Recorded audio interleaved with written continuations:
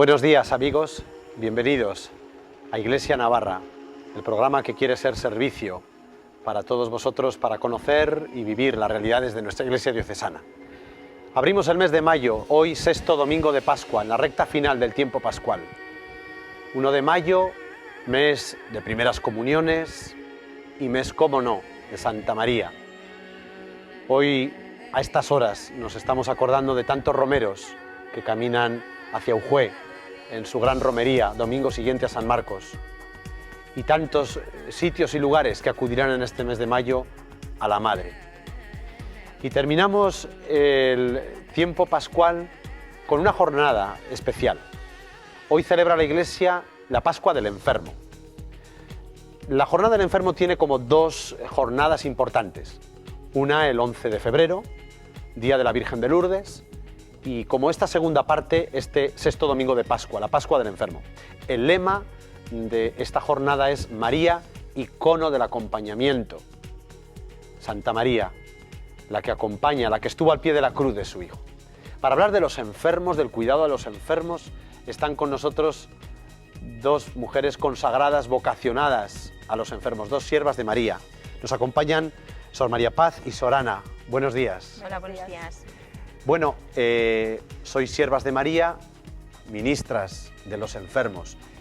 Yo quisiera que presentaseis un poco vuestro carisma, vuestra congregación, cómo nacen las siervas de María. Bueno, pues nacen en Madrid en 1851, a raíz de un sacerdote, don Miguel Martínez, en una tertulia, pues salió el tema de la hija de un conocido. Estaba enferma en su casa y no tenía quien le atendiera, porque en esa época no había religiosas que cuidaran a los enfermos en su domicilio. Entonces él le quedó esa cosa en la mente, como que era una laguna en la iglesia que faltaba por cubrir, ¿no? Y entonces tuvo la inspiración de fundar una congregación de religiosas que se dedicaran a cuidar a enfermos en su domicilio. Y las primeras fueron 7. Porque él quiso hacer comparación con los siervos de María, que eran también muy devotos de María. Sí. De ahí viene el nombre, siervas de María, ministras de los enfermos. Que ministra significa servidora. Servidora. Y de esas 7 que eligió para la fundación, la última en ser admitida fue la Madre Soledad, que hoy es Santa María Soledad Torres Acosta. Torres Acosta, que es vuestra fundadora. Pero o sea, la idea de la fundación no fue de ella, sino de don Miguel Martínez, pero la fundación siguió adelante gracias a ella. Curioso. Ella fue la roca firme que dijo... Sí. Por tanto, podemos hablar de que el carisma específico es el cuidado personal de enfermos, ¿no?, en su casa. Sí, es ser testigos de Jesús, misericordia para con el mundo del dolor. Entonces, a través de un servicio a domicilio, donde hay enfermos, dice que el único derecho que tiene el enfermo es el estar enfermo para poder pedir la asistencia. Y entonces normalmente hacemos a domicilio por las noches, pero también hay muchos servicios durante el día en distintas comunidades según cómo están organizadas cada comunidad, a domicilio o en hospitales o también en residencias como está ella en Burlada, donde nos llamen. Donde os llamen. ¿Vuestra presencia en Navarra, dónde estáis ahora? Estamos ahora en Burlada, en la Casa de Reposo. Hay otra comunidad en Iturmendi que también fue residencia y ahora tiene más bien de acogida de hermanas mayores, nuestras hermanas mayores. Hay otra comunidad en Tudela que es asistencia a domicilio y también la de Pamplona, que es enfermería para hermanas mayores y asistencia a domicilio. Es curioso, ¿no? Yo siempre vas por Pamplona a ciertas horas y ves a una sierva caminando y dices, ya va a atender a un enfermo. Me parece muy atractivo, muy hermoso y con mucha fuerza lo de ir a las noches, ¿no?, a cuidar. ¿Cómo os encontrasteis vosotras personalmente con este carisma? ¿Cómo os llamó la atención? Claro, una vocación del Señor, ¿no? ¿Cómo fue vuestra historia? Pues a mí, fue providencial. El Señor me las puso en el camino. Antes teníamos colegio apostólico en Burlada, precisamente, y iban por los pueblos. Y a mi pueblo fue, y yo me animé a ir no por ser religiosa, la verdad, sino me atraía la cosa de un internado, ¿no?, estar varias chicas. Pero luego al llegar, pues para mí fue como, me creó muchos interrogantes, ¿no?, pues el verlas felices, pues con la vida que llevaban. Empecé a conocer a Jesús porque yo la idea que tenía de Dios pues era pues, Dios creador de cielo y tierra, a quien tienes que rezar, portarte bien y se acabó. Y entonces fui conociendo a Jesús y entrando en contacto con Él. Y la verdad que le costó conquistarme, porque, a ver, era una vida que yo admiraba, pero para la que yo no me sentía preparada, ¿no? Sabía mis defectos, mis limitaciones, pero pues poco a poco pues me fue atrayendo, ¿no? Y luego cuando ya le dije sí al Señor, yo sentí mucha paz. Y para mí ahí fue, ¿no?, como la certeza de... Entonces, para mí lo del cuidado a los enfermos y la vocación consagrada ha estado muy unido, ¿no?, porque me ha venido todo junto. Claro. La vocación consagrada como sierva de María. Claro. Porque fue las que Dios puso en mi camino. Claro, muy bien.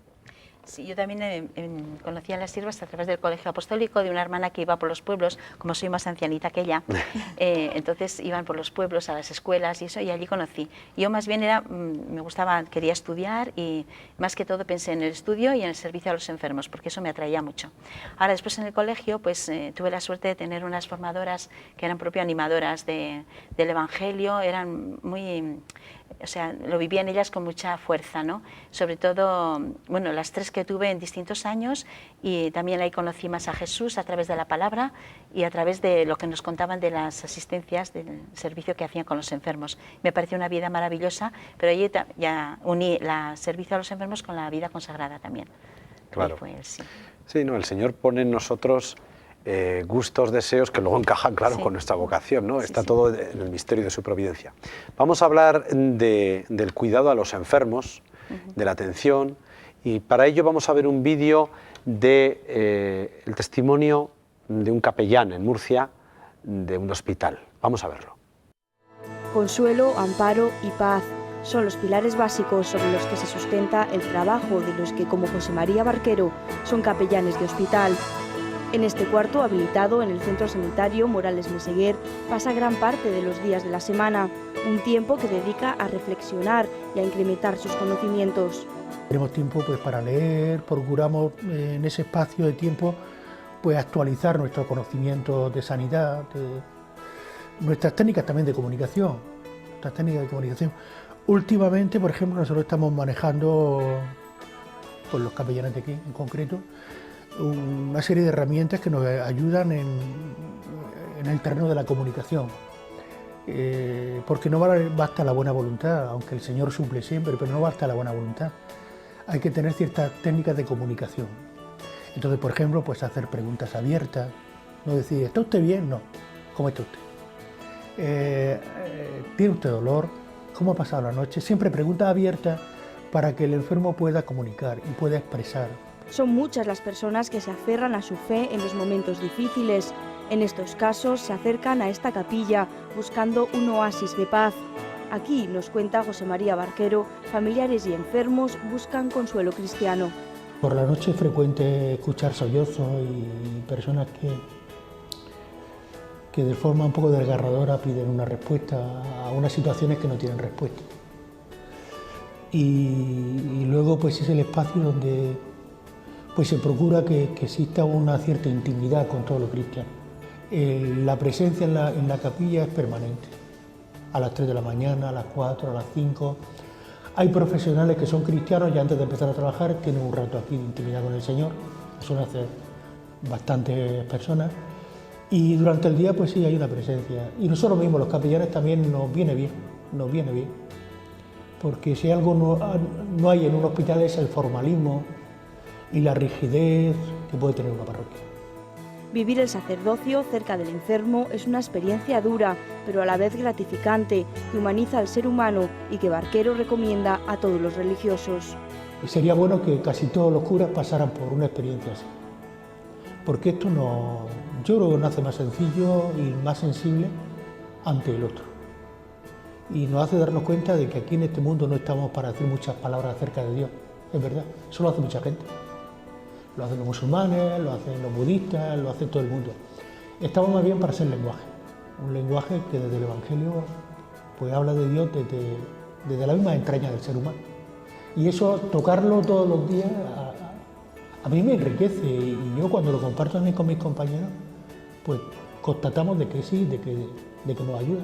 O sea, que el hospital nos enriquece más que otra cosa. Este fin de semana se celebra la Pascua del Enfermo, una fecha en la que la dedicación y la escucha de estos sacerdotes luce con un brillo especial, a pesar de que su trabajo es una necesidad y un refugio para muchas personas que pasan por malos momentos.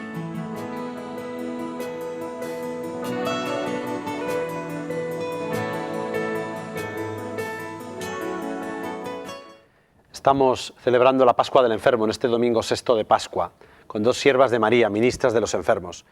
Retomando un poco a Madre Soledad, ¿qué vio ella en los enfermos para fundar una congregación que se dedicase a ellos?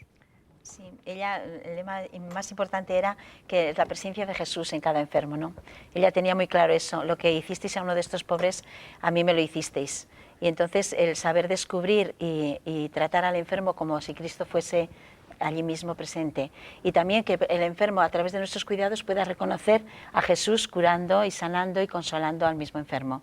Ella tenía eso muy metido, es una palabra evangélica muy básica para ella. Y después pues era siempre llevarle el consuelo en su enfermedad, pero también el anunciarle el amor de Dios, que no estamos en este mundo solo para vivir, claro, sino para esperando el paraíso, el cielo, ¿no? Es la felicidad completa. Entonces siempre era una atención al enfermo, pero siempre pensando en que el Padre nos espera. Claro. Y también mucho la imagen, ¿no? Nuestro icono principal es María al pie de la cruz.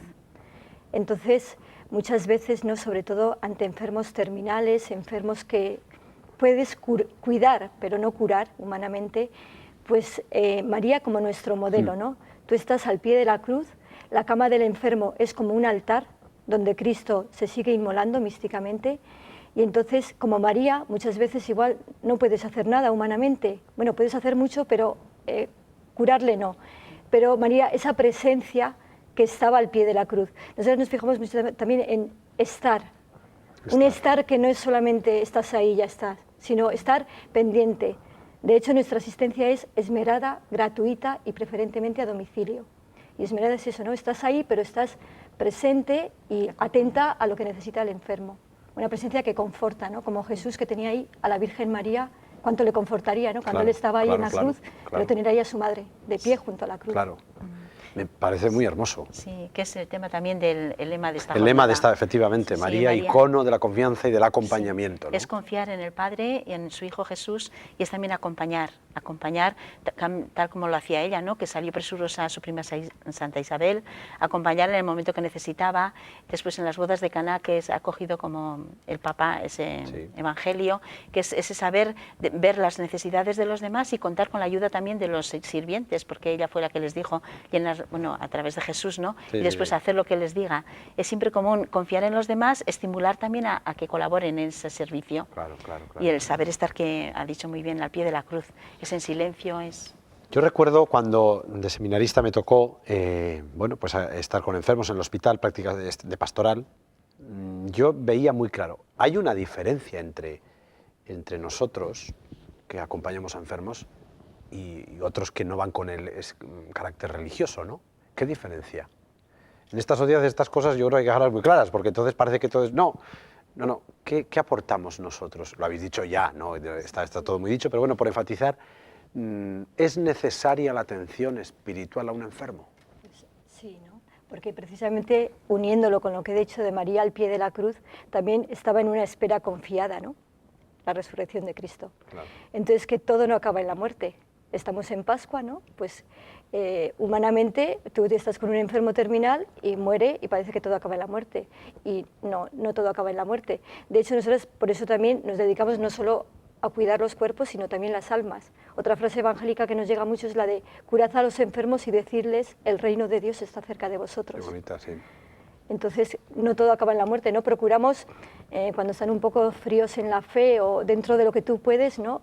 A veces sin hablar mucho, a veces el testimonio, el estar pendiente, el estar con Él, es un poco la misericordia de Dios que se acerca a ellos. Eso os quería yo preguntar, porque tendréis anécdotas mil. Sí. De cara sobre todo a los domicilios, cuando vais a las noches, os preguntan, porque os habrá tocado de toda clase y condición de personas, os hacen preguntas, claro, supongo que la noche también es para dormir, pero también la noche puede ser angustiosa. tendréis experiencia, ¿no? Porque hay relación con el enfermo y también con las familias o con quien les cuida.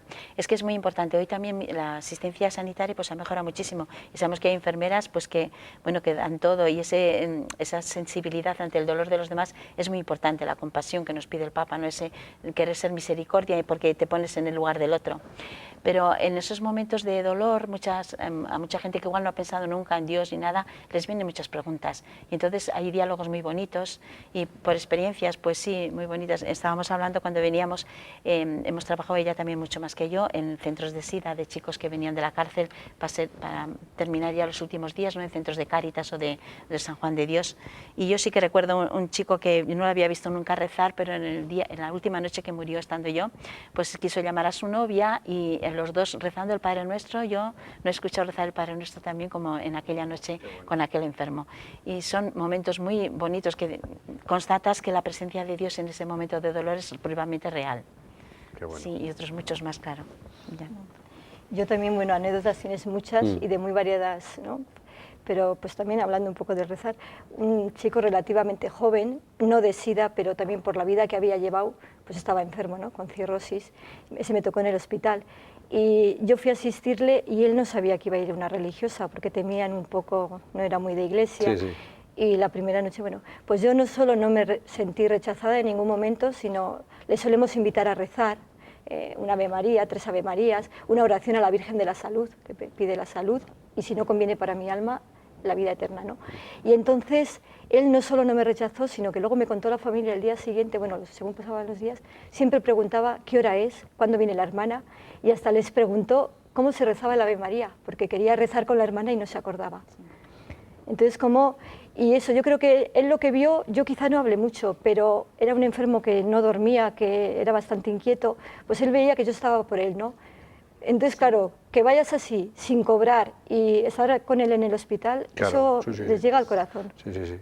No hay mucho más que sé, es que es de Dios ahora, se ve clarísimamente, ¿no? Vamos a ver ahora un vídeo del Papa Francisco hablando de un tema importante en la pastoral de enfermos, que los curas lo vivimos con mucha viveza, que es cuando vamos a dar la unción de enfermos, que la gente se piensa que ya muere la persona. El Papa, con su estilo, es una catequesis de hace 2 años, pero muy elocuente para este momento. Vamos a verlo.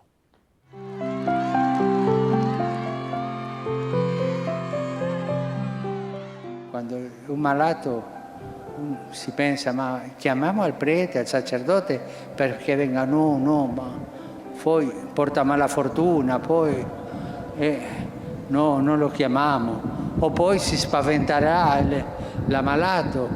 Perché? Perché c'è un po' l'idea che quando c'è un ammalato e viene il sacerdote, dopo di lui arriva la pompa funebre, e quello non è vero. Il sacerdote viene per aiutare al malato o all'anziano. Per questo è tanto importante la visita dei sacerdoti ai malati. Chiamarlo, a un malato venga e le dia la unzione, lo benedica, perché è Gesù che arriva per sollevarlo, per darle forza, per darle speranza, per aiutarlo, anche per perdonargli i peccati. E questo è bellissimo. El Papa clarísimo con la unción de enfermos. Supongo que os ha tocado en alguna circunstancia enfermos terminales. Bueno, nos encontramos a veces sacerdotes con esta situación, que la familia no sabe, que parece que vas a llevarle la unción y ya se va a morir. ¿Cómo lo planteáis vosotras? ¿Os ha tocado algún caso? Sí. A veces nos toca ser un poco de intermediarias entre el sacerdote y la familia o el enfermo. Igual la familia no se atreve a pedir y el enfermo ves que tiene necesidad. Entonces se le plantea de una forma muy natural, ¿no? De cara a la relación con Dios y sobre todo anunciándole la misericordia del Padre. Porque si tú confías en que Dios Padre es misericordia y te va a acoger, ya no tiene importancia si tú tienes muchos pecados o es solo es sentir esa fortaleza en el último momento. Y desde ese momento es fácil, sí. Eso cuesta a todas, también a las religiosas, sí. cuando estamos mayores, Claro, y claro, eso claro, les cuesta, pero bueno, después es un momento de fiesta. porque toda la liturgia te invita pues, a esa confianza en el momento de la necesidad, que Dios te bendice también ahí, porque es misericordia infinita. Yo quisiera, si ahora un enfermo está viéndoos, ¿qué palabra le diríais desde aquí, desde vuestro carisma, en esta Pascua del enfermo, una palabra al enfermo? Pues lo que dice el lema, ¿no? Confianza en María y en Jesús, en los dos, ¿no? Porque María te lleva a Jesús. De hecho, en Caná dijo, ¿no? Haced lo que los diga. Y en la visitación también, que es muy lo nuestro, María recibe el anuncio de que iba a ser madre, ¿no? Pero ella lo primero que hace es salir al encuentro de las necesidades de Santa Isabel. Entonces, pues eso, confianza en Jesús y en María, en los dos. Sí. Y eso siempre, anunciar, yo siempre tengo muy claro eso, que Dios les quiere, aun en ese momento que parece que no se ve, saber que Dios está presente a través del cuidado de su familia o de las religiosas que están, o de la parroquia, o de jóvenes, que hay voluntarios también, muchos que les apoyan. Entonces, que tengan ánimo de poder descubrir en esos gestos la misericordia del Padre y Jesús, que acompaña siempre. Y jóvenes, sé que las vocaciones son una necesidad.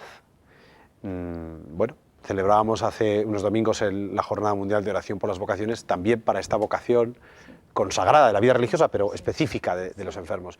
Igual alguno se ha levantado, ¿verdad?, de la juerga o no de la juerga, y está viendo el programa, o una chica, y dice, uy, qué estilo de vida tan, bueno, tan curioso, tan poco visto, de dedicar noches a estar junto a enfermos, de vivir en comunidad, de consagrarse al Señor en pobreza, castidad y obediencia. ¿Qué le diríais? Merece la pena, supongo, claro. Sí, pues merece la pena. Diría lo que dijo Benedicto XVI, que Dios no quita nada, Dios lo da todo. A veces pensamos que la entrega a Dios, pues que me va a quitar libertad, Yo puedo decir desde mi experiencia, a mí no me ha quitado libertad, sino al revés. Va siendo mi vida como un proceso de liberación, ¿no? Te libera de ti misma, de muchas cosas, para darte a los demás, que el darte a los demás es una consecuencia de la entrega a Cristo, es lo que Él hizo, ¿no? Pasó por la vida haciendo el bien, entonces es como una consecuencia. Sí. Claro. Sí, pues eso, animarles, que si intuyen que Jesús les llama, sobre todo que no tengan miedo.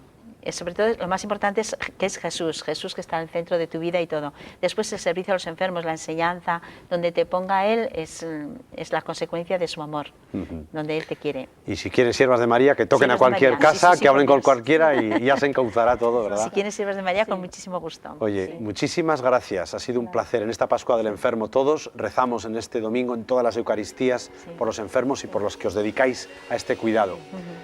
Nada más, amigos, Pascua del Enfermo, próximo domingo ya la Ascensión, recta final de la Pascua, apasionante. No olvidéis, viernes y sábado en el seminario 24 horas de oración por las vocaciones ininterrumpidas, para que recemos por estas vocaciones al sacerdocio, al matrimonio cristiano, para que el Señor siga mandando vocaciones. Que el Señor nos bendiga a todos y nos haga continuar su amor y su misericordia en el mundo. Hasta la semana que viene.